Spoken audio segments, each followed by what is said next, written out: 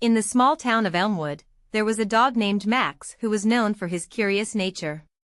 Max belonged to the Thompson family, and he loved exploring the neighborhood. One crisp autumn morning, Max's curiosity led him on an unexpected adventure. It all started when young Billy Thompson forgot to close the front door as he rushed off to catch the school bus. Max saw the open door as an invitation to explore, and off he went, happily trotting down the street.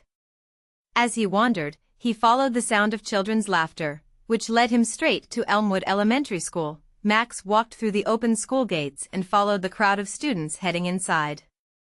No one noticed the fluffy intruder as he slipped into the building, his tail wagging in excitement. Max sniffed his way down the halls, eventually finding himself in Mrs. Henderson's third-grade classroom. The students were busy unpacking their backpacks when Max strolled in. It wasn't until he hopped onto an empty chair at the back of the room that the kids noticed him. "Look, Mrs. Henderson, a dog," shouted one of the students. Mrs. Henderson turned around, surprised to see Max sitting attentively at a desk, as if he were ready to learn. The whole class erupted in laughter. "Well, it looks like we have a new student today," Mrs. Henderson said, amused. "Welcome to class, Max." Max wagged his tail enthusiastically, enjoying the attention. The kids took turns petting him, and Max happily soaked up all the affection.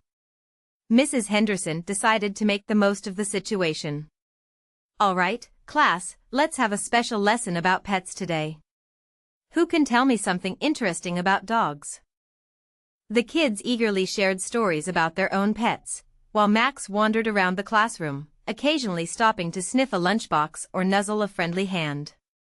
Mrs. Henderson even wrote Max the dog on the chalkboard and drew a little paw print next to it. Meanwhile, at home, Mrs. Thompson noticed Max was missing and started to worry.